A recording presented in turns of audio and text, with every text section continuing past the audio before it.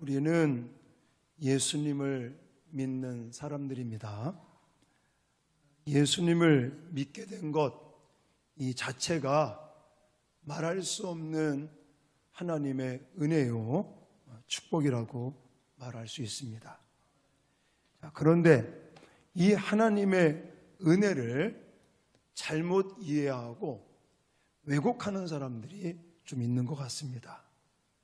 자, 십자가의 은혜다. 그러면 우리는 모든 죄가 사함받았다. 이렇게 믿으시죠? 이건 믿으셔야 됩니다. 여기까지는 아무런 문제가 없어요. 근데 내가 하나님의 은혜, 십자가의 은혜로 말미암아 죄사함 받았으니까 이 죄사함 받았다는 내용이 과거의 죄, 현재의 죄, 미래의 죄까지 다 씻음 받았다는 이 믿음이죠. 그러다 보니까 또 죄를 지어도 돼. 예수님이 다 용서해 주실 거니까. 만약 이런 생각을 갖는다면 이거는 조금 왜곡되고 있는 것이다 라고 말할 수 있습니다. 죄를 지으면 예수님이 또 용서해 주실 텐데 맞기는 맞습니다. 그러나 이 복음의 은혜와 십자가의 은혜라고 하는 것은 그냥 우리가 죄를 지어도 괜찮다는 안심을 시켜주는 능력이 될 수는 없다는 것입니다. 십자가의 은혜는 우리 죄를 다 씻어주시는 그런 은혜가 아닐 수도 있다는 거예요. 좀 헷갈리죠? 잘 들으셔야 됩니다. 왜 그런 거 아니면 우리가 죄 지으면 예수님께서 우리의 죄를 다 용서해 주시고 또 내가 죄를 지으면 또 용서해 주시고 십자가의 은혜라는 게 이것만이라고만 생각을 하면 이거는 조금 부족하다는 거예요. 물론 이 말이 틀린 말은 아닙니다. 그러나 여기서 머무르시면 안 되고 십자가의 은혜는 우리가 더 이상 죄를 짓지 아니하고 이 죄의 종으로 살지 아니하고 의의 종, 하나님의 종으로 살 수 있도록 또 하신다는 거예요. 이해가 되시나요? 그냥 멍 때리고 계신 것 같아. 지난 송구 영신 예배 때 제가 좀 1탄으로 굉장히 좀 강조를 한 부분인데, 자, 우리가 예수 그리스도의 십자가의 은혜를 믿는다는 믿음은 단순하게 우리가 지은 죄의 용서를 받는다, 죄 씻음 받는다, 여기에서만 머무르면 안 되고 우리의 죄에 대해서 죽었다, 여기까지 가야 된다는 거예요. 단순하게 내가 지은 죄 용서함 받은 것은 당연한 일이고 여기서 한 걸음 더 나아가서 이제 우리가 죄에 대해서도 같이 죽었다라고 성경은 우리에게 말씀하고 계십니다. 6절 말씀입니다. 지난 송구영신 예배 때 못 들으신 분들도 계시기 때문에 좀 복습하는 시간을 갖도록 하는 거예요. 자, 6절 말씀 같이 읽겠습니다. 시작. 우리가 알거니와 우리와 옛사람이 예수와 함께 십자가에 못 박힌 것은 죄의 몸이 죽어 다시는 우리가 죄에게 종노릇 하지 아니하려 함이니. 아멘.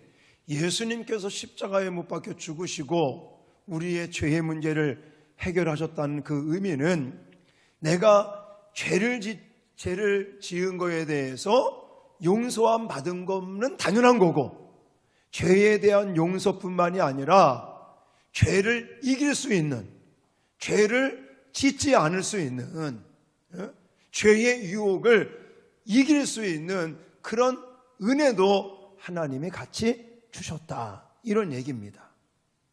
갈라디아서 5장 20절에 더 명쾌하게 말씀을 하고 있습니다. 읽겠습니다. 시작. 내가 그리스도와 함께 십자가에 못 박혔나니 그런즉 이제는 내가 사는 것이 아니요 오직 내 안에 그리스도께서 사시는 것이라. 이제 내가 육체 가운데 사는 것은 나를 사랑하사 나를 위하여 자기 자신을 버리신 하나님의 아들을 믿는 믿음 안에서 사는 것이라. 아멘. 자, 내가 그리스도와 함께 십자가에 못 박힌 것을 믿으시죠? 이게 바로 내가 죽었다는 이 진리가 되는 거예요. 그러므로 우리는 죄 사함 받았다. 여기서 머무르시면 안 됩니다.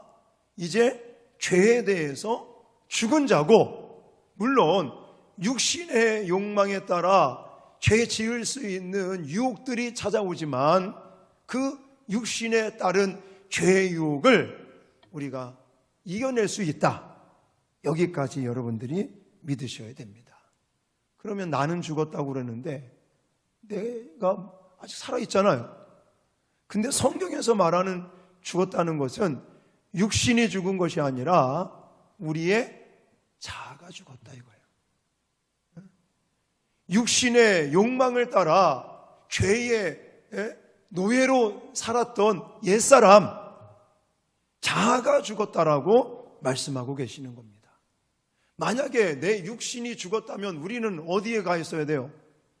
땅속에 들어가 있든지. 우리의 육체가 죽으면 우리의 몸이 흙으로 돌아가는 거잖아요. 그래서 우리가 죽었다, 나는 죽고 예수로 살자라고 말씀할 때 내가 죽었다는 것은 육신이 죽은 것이 아니라 우리의 옛사람, 자아, 육신의 욕망을 따라서 욕심에 끌려서 이제는 죄의 종노릇하며 살았던 옛사람, 그 자아가 죽었다. 언제? 예수님이 십자가에 돌아가실 때 우리도 같이 옛사람이, 자아가 죽은 것이다. 할렐루야. 그러므로 우리는 예수로 살아갈 수가 있다는 것이죠. 자, 그렇다면 아직도 우리가 헷갈리잖아요. 나는 아직 살아있는 것 같잖아요. 그렇죠? 내가 아직도 마음의 욕심이 생겨나고 아직도 내 혈기대로, 내 감정대로, 내 야망대로, 내 욕심대로 살아갈 때가 있습니다. 자, 그래서 우리가 헷갈릴 수 있는데 이제 그것을 뛰어넘을 수 있는 방법을 성경에서는 이렇게 말씀을 합니다. 자, 11절 말씀 같이 읽겠습니다. 시작. 이와 같이 너희도 너희 자신을 죄에 대하여는 죽은 자요 그리스도 예수 안에서 하나님께 대하여는 살아있는 자로 여길지어다. 아멘. 여기서 여길지어다 라는 단어가 키가 되겠습니다. 죄에 대하여 죽은 자로 여기라는 거예요. 아직은 완전하게 그 육신의 욕망이라는 것이 남아있기 때문에 우리가 매번 그렇게 사는 건 아니겠지만 우리가 넘어질 때가 있는 거죠. 육체를 가지고 있으므로 그 육신의 욕심으로 말미암아 죄의 유혹이 찾아왔을 때 나도 모르게 욱하고 성질 부릴 때도 있고 또 나도 모르게 남을 미워하고 욕할 때도 있고 이런 죄에 빠질 때가 있는데 이제는 그것을 뛰어넘을 수 있는 방법이 뭐냐? 여기다, 여기라 라고 하는 단어라는 거예요. 이 여기라는 말은 더 쉬운 말로 말씀을 드리면 내 자신이 이제는 물론 미숙한 부분들이 있지만 아직도 이게 속에서부터 옛 자아가 막 올라와서 뭔가 죄를 지을 그런 모습이 나타나는 게 있지만 내 자신을 향해서 선포하라는 거예요. 운규야, 너 자아는 죽었어. 너의 옛사람은 죽었어. 예수님의 십자가에 죽는 그 순간 너 자아는 이미 죽었다. 그리고 죄가 너를 지배하지 못하고 주장하지 못한다 라고 우리 자신들을 향해 뭐 하라고요? 여기라고요. 선포하시라고. 그리고 이걸 가리켜 의식화한다. 이렇게 말씀을 하는 거예요. 그래서 이걸 드린 거예요. 이걸 괜히 드린 게 아니라. 배지 멋있죠? 네, 하나씩 다 선물로 성구영신 예배 때 이제 드렸고, 그때 못 오신 분들 오늘 다 선물로 드렸는데, 이거 처음에는 이렇게 멋진 것으로 나올 줄은 몰랐어요.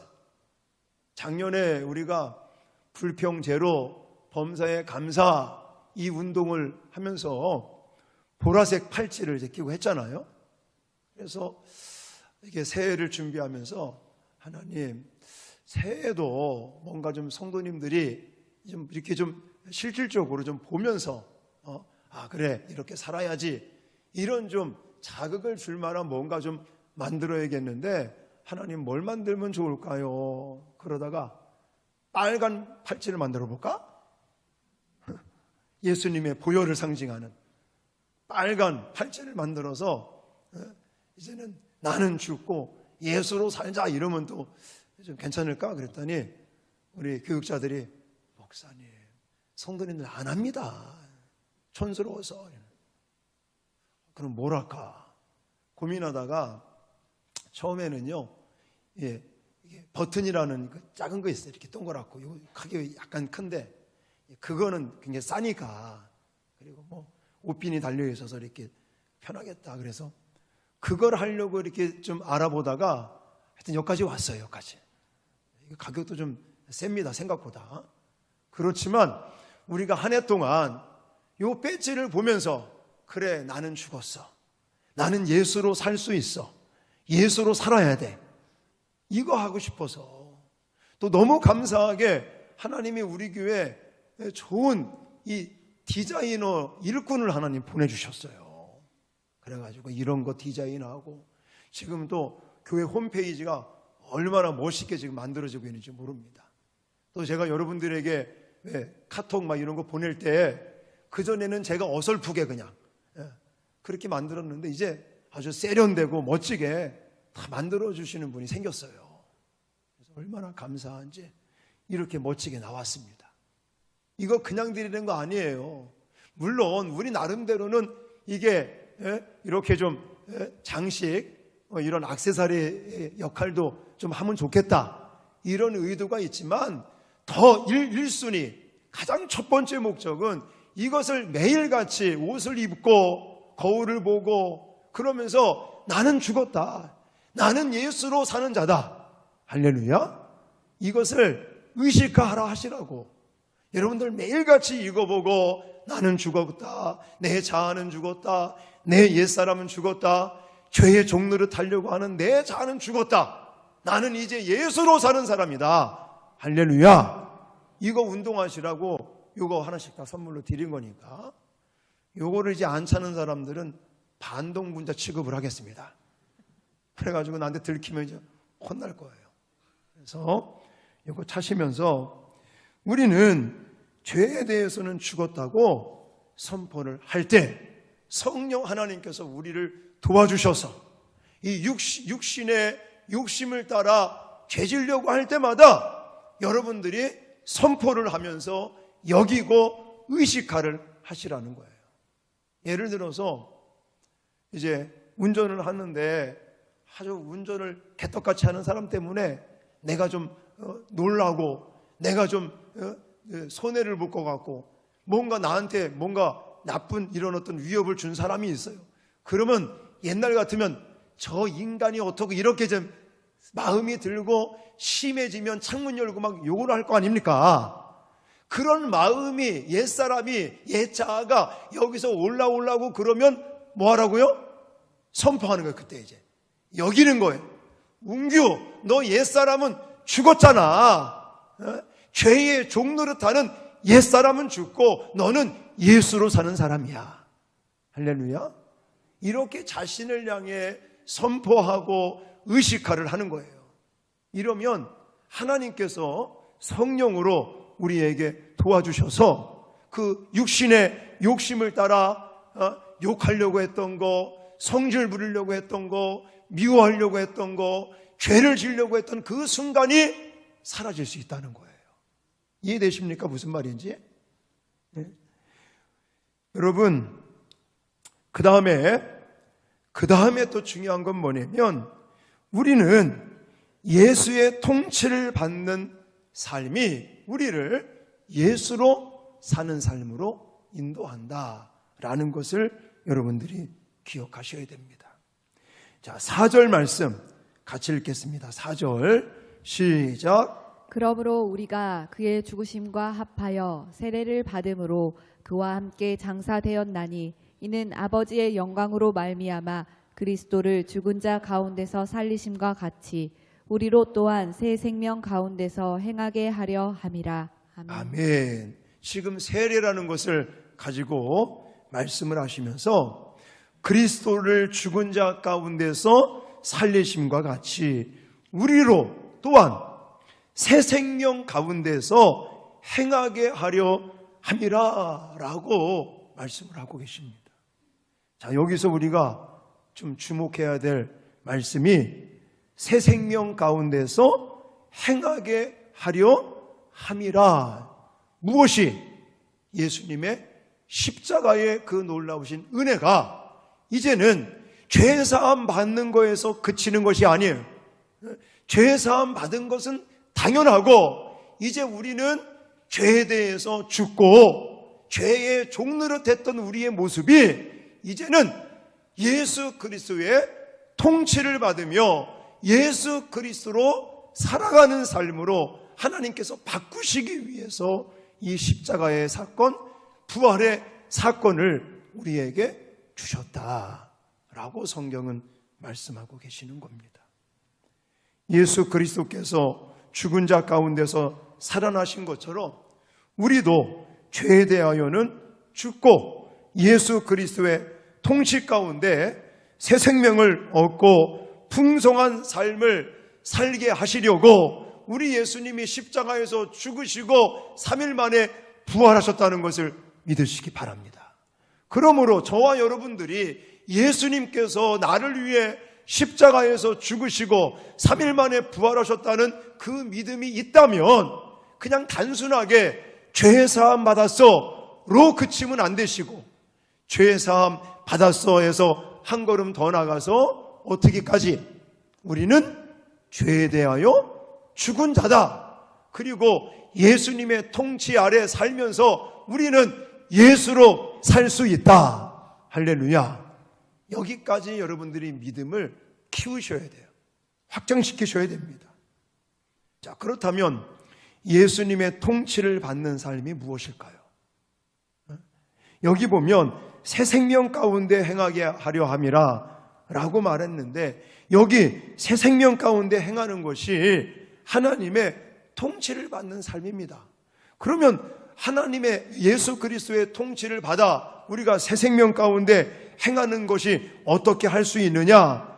저는 요한복음 15장의 말씀을 가지고 그것이 가능하다고 봅니다. 그래서 같이 한번 요한복음 15장 4절 5절 말씀을 같이 읽겠습니다. 시작. 내 안에 거하라. 나도 너희 안에 거하리라. 가지가 포도나무에 붙어있지 아니하면 스스로 열매를 맺을 수 없음 같이 너희도 내 안에 있지 아니하면 그러하리라. 내가 아버지의 계명을 지켜 그의 사랑 안에 거하는 것 같이 너희도 내 계명을 지키면 내 사랑 안에 거하리라. 아멘. 아멘. 그러니까 지금 포도나무 비유의 말씀을 통해서 예수님께서 강조하는 게 뭐냐면 내 안에 거하라예요. 그러면 가지가 포도나무에 붙어서 절로 열매를 맺듯이 너희가 내 안에 거하면 너희가 열매를 맺게 될 것이다. 근데 내 안에 거하는 것이 어떻게 하는 거라고 그랬어요? 말씀을 지키는 것이다. 물론 100% 완벽하게 지킬 수 있는 사람은 없습니다. 그러나 우리가 정말 십자가의 그 구속의 은혜로 말미암아 죄사함 받았고 또 옛사람은 죽고 죄의 그런 종노릇하는 것들이 이제는 우리가 능히 이길 수 있다고 한다면 우리는 예수 안에서 하나님의 말씀대로 실천하려고 몸부림칠 때 성령께서 도와주셔서 또 열매 맺게 하시고 은혜 주신다는 사실을 믿으시기 바랍니다. 쉽게 생각하시면, 자, 우리는요, 대한민국 안에서 대한민국 국민으로서 살아갑니다. 그러면 대한민국 국민으로서 살아간다는 의미가 뭐냐면 대한민국 땅에서 살아가는 거죠. 표면적으로는 눈에 보이는 거는 대한민국이라고 하는 영토, 땅 위에서 살아가는 것을 말하고, 또 하나는 그 외국에 사는 사람들이 있잖아요. 그런 외국에 사는 사람들일지라도 그 사람이 대한민국 국민으로서 대한민국의 헌법 통치 아래 살아가는 사람들을 가리켜서 대한민국 국민이다 말하는 것처럼, 우리가 하나님의 자녀요, 하나님 나라의 백성이라고 말한다면, 물론 이렇게 정말 믿음 안에서 하나님의 영역 속에서 살아가는 것도 물론 중요한 일이지만, 또 한 가지 하나님의 통치, 율법, 계명, 하나님의 이 헌법, 이 성경 66권 하나님의 말씀을 지키면서 그 통치 아래 살아가는 것이 바로 하나님의 백성으로 살아가는 모습인 것을 믿으시기 바랍니다. 그러니까 여기까지 제가 지난 송구영신 예배 드리면서 여기까지 말씀을 드렸어요. 그러면 우리는 예수 그리스도 안에 살며 예수님의 통치 아래서 살고 또 하나님의 계명을 지키며 살아가는 것이 하나님 백성들의 그런 모습이라고 하는데, 목사님, 그게 쉽지가 않네요. 왜 쉽지가 않을까요? 저는 여러분들한테 두 가지를 오늘 소개해 드릴 거예요. 나도 그렇게 살고 싶고, 나도 내 자아가 죽고 예수로 살고 싶은데 그게 너무 어려운 것 같아요 라고 반문하시는 분들이 계시는데, 절대 그렇지 않습니다. 그렇게 살기가 힘든 분들은 분명히 무엇인가 원인이 있어요. 그 원인이 무엇인지 아십니까? 그것 중에 하나가, 우리는 법 아래에 사는 것이 아니라 은혜 아래 살고 있다는 것을 자꾸만 까먹어요. 그걸 놓쳐버린단 말입니다.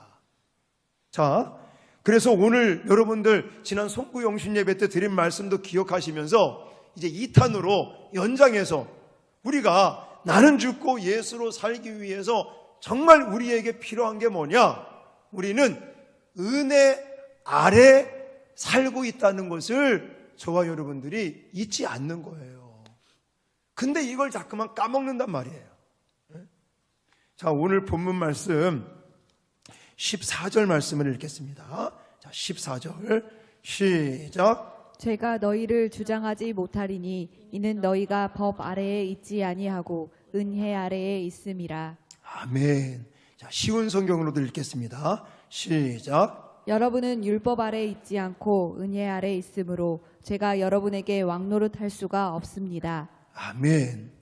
죄가 우리를 주장하지 못하는 방법이에요. 물론 육신을 가지고 있잖아요.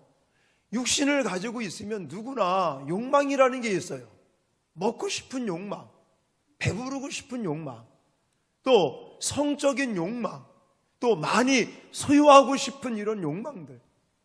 근데 그것이 우리의 어떤 삶을 죄의 종노릇하게 하는 것이 있는데, 우리가 그것을 극복할 수 있기, 그것을 이겨낼 수 있는 가장 중요한 근거가 무엇이냐? 우리는 율법 아래에 사는 사람들이 아니라 어디 아래에 사는 사람들이다?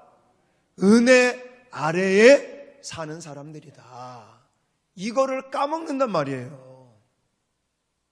여러분들, 자녀들을 키우실 때 율법으로 자녀들을 키웁니까?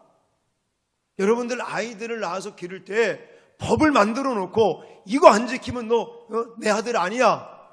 물론 말은 그렇게 하죠. 저도 우리 아버지한테 너 호적에서 파버린다 그러시더라고.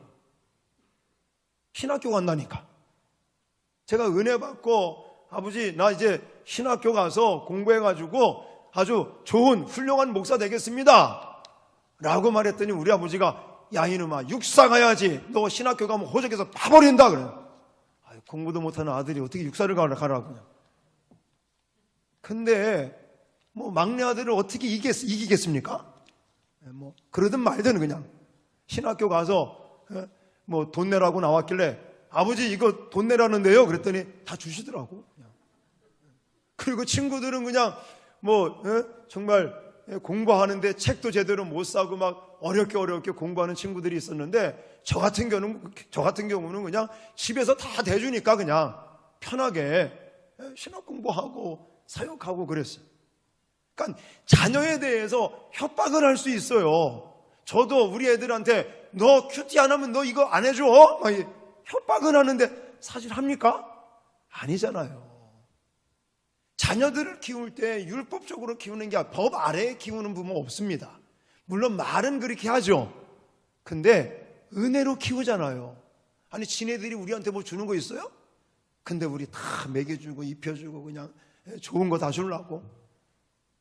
마찬가지라는 거예요. 하나님이 우리를 구원하시고 우리를 이끌어 가실 때도 하나님은 물론 율법이라는 걸 주시긴 주셨죠. 그걸 통해서 내 자신을 보고 예수께로 인도하시기 위해서 율법이라는 기능을 가지고 우리에게 율법을 주셨지만 하나님은 우리를 율법 아래 살게 하신 것이 아니라 은혜 아래에 살게 하셨습니다.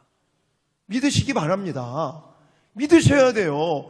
이거를 놓쳐버리니까 우리가 하나님의 그런 은혜를 놓쳐버리니까 자꾸만 엉뚱한 길로 가려고 그러는 거예요.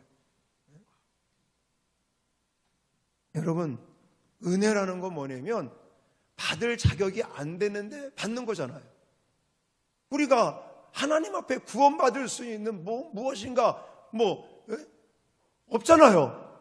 그냥 하나님이 너는 내 것이라, 내가 너를 지명하여 너를 불렀나니 너는 내 아들이라.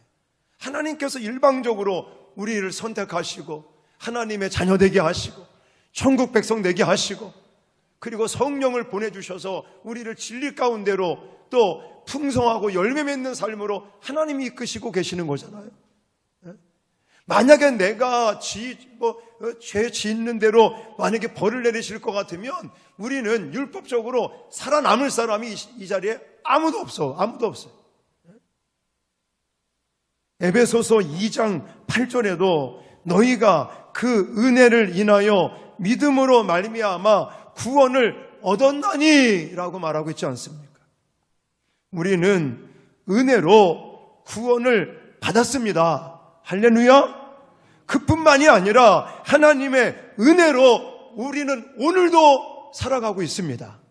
앞으로도 하나님의 은혜 가운데 은혜 아래 우리는 살아갈 수밖에 없는 존재인 것이에요. 그런데 만약 어떤 사람이 은혜 아래 있기 때문에 나는 죄를 지어도 괜찮아 이렇게 만약 생각하고 말하는 사람이 있다면 그 사람은요 정말 못된 사람이죠. 그 사람은 은혜를 모르는 사람이에요. 아니 은혜를 받은 사람이 어떻게 은혜를 끼쳐준 사람에게 돌을 던질 수 있겠습니까? 그 사람은 은혜를 못 받은 거예요. 그 은혜, 그 구원은 가짜일 수 있습니다. 진정 어린 구원이 아닐 수 있어요. 자, 15절 말씀이 15절 뭐라고 그럽니까? 같이 읽겠습니다. 시작. 그런즉 어찌하리요 우리가 법 아래에 있지 아니하고 은혜 아래에 있으니 죄를 지으리요 그럴 수 없느니라. 아멘. 우리는 율법 안에 있을 때 하나님의 형벌을 받을 수밖에 없는 존재예요. 그런데 하나님이 우리를 그냥 불러주신 거예요. 우리를 택해 주셨어요. 그리고 너는 의인이다. 아직도 죄성을 가지고 있음에도 불구하고 하나님이 우리를 의인이라고 칭해 주시고 우리에게 은혜를 부어주셨는데 받을 자격이 없는 우리가 하나님으로부터 이 큰 사랑으로 말미암아 그 죄의 징벌에 처벌받아야 될 우리가 그 처벌에서 면제를 받았는데 어떻게 우리가 그 하나님에게 돌을 던지며 죄를 지을 수 있겠습니까? 제가 한 가지 지어낸 얘기인데 그냥 여러분들 이해를 돕기 위해서 한번 그런 얘기를 해볼 테니까. 근데 아까 일부 예배 때 이거 하니까 별로 동의를 안 하는 것 같더라고. 나는 근데 그렇게 생각을 해요. 뭐냐면 지금은 뭐 그런 제도가 없지만 옛날 노예 제도가 있을 때 노예로 여자 몸종으로 살고 있는 여인이 이제는 그 집에서 노예 생활을 하면서 주인으로 하여금 이게 이제 이렇게 6시에 일어나야 돼. 그리고 뭐 밥을 차려야 돼. 또 7시부터는 아이들을 챙겨서 학교에 보내야 돼. 예를 든다면 그런 룰을 딱 정해놨어요. 그리고 열심히 그 일을 합니다. 그리고 막 주인은 협박을 합니다. 너 만약 이 시키는 대로 이 법대로 안 하면 너는 밥도 안 줄 거야. 뭐 내쫓아버릴 거야. 이게 법이야. 막 이래가지고 그렇게 살다가 이 여자 노예가 주인하고 사랑에 빠지게 됐어요. 그래서 주인하고 결혼을 합니다. 그럼 이 사람의 신분이 바뀔 거 아니에요. 이제 노예에서 자유자로 신분이 바뀐단 말입니다. 그러면 이 노예로 살다가 주인과 결혼을 해서 자유자가 된 이 사람은 6시에 일어나서 밥을 지어도 돼요? 밥을 지어야 돼요? 안 줘도 돼요? 안 줘도 돼야 되죠. 그렇죠? 그 옛날 노예 시대 때 이거 해라 저거 해라 요거 해야 된다 라고 하는 것을 이제 자기의 신분이 변화됐기 때문에 지키지 않아도 되는데, 저 같으면 6시에 일어나야 돼 그랬다면 이제부터는 5시에 일어날 것 같아요. 이거 별로 동의를 안 하더라고. 왜 그런가 하냐면 은혜가 고마워서. 아니 평생 노예로 그렇게 살다가 죽어야 되는데 은혜를 받은 거잖아요. 그래서 신분이 바뀌어가지고 내가 이제 안 해도 되지만 내가 받은 은혜 때문에 저 같으면 더 일찍 일어나서 더 열심히 종들한테 뭐 얘기를 하든지 시키든지 더 할 것 같아. 제가 그렇게 살았어요. 자랑이 아니라 정말 어떤 분들은 그러더라고. 이제는 신학을 하고 또 이제 우리 옛날 뭐 친구들이 아니면 제 아는 지인들이 제가 이제 목사 된 것을 알고는 그런 질문을 해요. 아이고 목사하기가 힘들지 않나? 새벽같이 일어나야 되고 뭐 해야 되고 너무너무 힘들지 않느냐고 그런 인사를 하시는데 안 힘들어요. 너무너무 행복해요. 왜 그런지 아세요? 우리 정은주 전도사님이 신학교 이제 들어갔잖아요. 그리고 1년 정도 공부를 하고 나한테 그러더라고. 목사님은 신학교 다니실 때 어땠어요? 자기는 너무 힘들다 이거지. 자기는 그냥 낮에는 또 일해야지, 또 공부해야지, 학교 왔다 갔다 하고, 또 강의를 들어보니까 어떤 사람은 마음에 들기도 하고, 어떤 사람은 별로인 사람도 있고, 막. 너무너무 힘든 거야, 신학교 다니면서. 그래서 나한테 물어보는 거예요. 목사님은 신학교 다닐 때 어땠어요? 나는 너무너무 행복했다고. 진짜 농담이 아니라, 그냥 하는 얘기가 아니라, 나는 너무너무 좋았고, 학교 가기가 너무나 기다려졌고, 왜 그런가 하냐면, 고등학교 2학년 때부터 하나님이 은혜 주셔가지고, 하나님 저 목사 되겠습니다. 신학교 갈 날만 기다렸거든. 아버지는 반대하지, 형도 막 반대하지. 그럼에도 불구하고 하여튼 나는 신학교 가서 목사 되겠다고 막 고등학교 2학년 때서부터 그냥 아예 마음을 딱 정해놓고 그렇게 마음을 먹고 준비하다가 신학교에 갔더니 얼마나 좋은지 그냥 너무너무 행복하고 그냥 뭐 교수님이 강의를 잘하든 못하든 그냥 시간 그냥 꿀송이 같은 말씀을 듣고 배우고 아 성경이 이렇구나 목회는 이렇게 하는구나 그냥 이런 얘기를 들으니까요 너무너무 신나고 그냥 좋은 거예요. 나 같은 사람을 하나님이 구원해 주신 것도 감사한데 목사로 삼아주시기 위해서 신학교 보내셨어요. 신학교에서도 편하게 공부하고, 그러고 나서 또 신학교 졸업하고 목회하면서 또 부산에 와서 단독 목회 교회를 개척하고 이러면서도 물론 힘든 게 있었지만 사람들이 주변에서 얼마나 힘드냐 이런 얘기를 물어볼 때마다 물론 뭐 아니라고 그러면 거짓말이겠지만 그런 힘들고 어려운 가운데도 너무너무 감사한 거예요. 너무너무 즐거운 거예요. 너무너무 감격스러운 거예요. 왜냐? 하나님이 나같이 부족한 사람을 목회자로 세워주셔서 사용하시니까. 그러니까 지금요 그냥 뭐 3시, 4시 일어나는 건 너무너무 감사해 그냥. 예. 아이고 오늘도 그냥 피곤하다 뭐하다 이런 게 없어요. 또 어떤 성도님들도 목사님이 얼마나 힘드시냐고 저에게 위로해 주시고 격려해 주시는데 힘든 게 하나도 없어요. 네. 어제 우리 큰딸하고 통화를 하면서 송구영신 예배 갔다 왔냐? 그랬더니 갔다 왔대. 그래서 몇 시에 시작을 해서 몇 시에 끝났냐? 그랬더니 독일은 8시에 시작을 해서 10시에 끝난대. 그래서 야 그게 무슨 놈의 송구영신 예배냐? 그랬더니 독일은 다 그렇게 한다고 그러더라고. 그래서 우리 교회는 11시에 예배를 딱 시작을 해서 하여튼 다 끝나고 우리 기념사진 이렇게 찍고 시계 보니까 새벽 3시더라.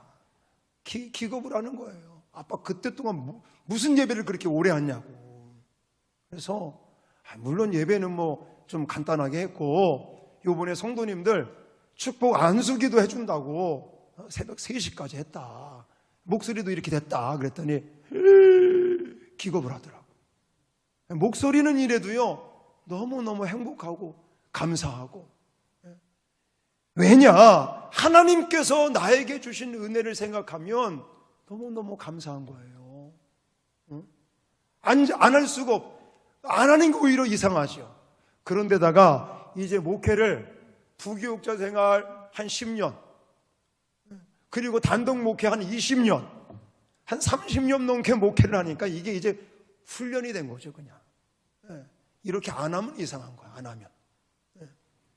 제가 말씀드리고자 하는 것은 무엇이냐면 우리가 충분히 내 옛사람 자아는 죽고 예수로 살 수 있다라고 성경은 말하고 있습니다. 성경이 그렇게 말씀하잖아요. 근데 왜 우리가 자꾸만 어렵다, 힘들다, 안 된다 이렇게 말을 하느냐? 하나님의 은혜 아래 살고 있는 것을 자꾸만 까먹어요. 그냥 내 삶에 힘든 일, 어려운 일, 답답한 일, 괴로운 일, 죽고 싶은 일 이런 것들이 짓누르니까 그것 때문에 나는 하나님의 은혜 아래 살고 있다는 것을 까먹어요 여러분들이. 그러니까 자꾸만 죄의 종노릇이 되는 거예요. 자꾸만 내 이 육신은 살아있기 때문에 육신의 욕심으로 찾아오는 그런 죄의 유혹들이 찾아올 때마다 막 화나려고 그럴 때, 막 욕이 나오려고 그럴 때, 막 성질이 막 나오려고 할 때 여러분들이 내 자신을 향해 선포하셔야 돼요. 여겨야 됩니다. 어떻게 여기라고요? 네, 나는 죽었다. 나는 예수로 살아야 된다. 예수로 살게 하나님이 하셨다. 할렐루야. 근데 그것이 내가 하나님의 통치 아래 또 나는 하나님의 은혜 아래 살고 있다는 것을 내가 느끼고 있다면요 이겨낼 수 있는 거예요. 이겨낼 수 있습니다. 저도 그렇게 해봤어요. 저같이 성질이 아주 개떡 같은 목사도 그렇게 은혜를 받고 하다 보니까 바뀌어요. 여러분들 충분히 할 수 있습니다. 또 하나 마지막으로 말씀드리고 싶은 건 뭐냐면 그런 어떤 하나님의 은혜 아래 살고 있다는 것에서 또 한 걸음 나가서 또 여러분들이 해야 될 게 무엇이냐면 마음으로부터 결단을 하고 순종을 해서 행동으로 바꿔야 됩니다. 이게 참 힘들고 어려웠죠. 하나님의 은혜를 받았고 우리는 선물도 받았고 또 성령께서 우리를 도와주시니까 우리는 그냥 저절로 된다고 생각을 해요. 아닙니다. 저절로 되는 건 아무것도 없습니다. 정말 17절, 18절 말씀을 가보세요. 자, 17절, 18절 시작. 하나님께 감사하리로다. 너희가 본래 제의 종이더니 너희에게 전하여 준 바 교훈의 본을 마음으로 순정하여 죄로부터 해방되어 의에게 종이 되었느니라.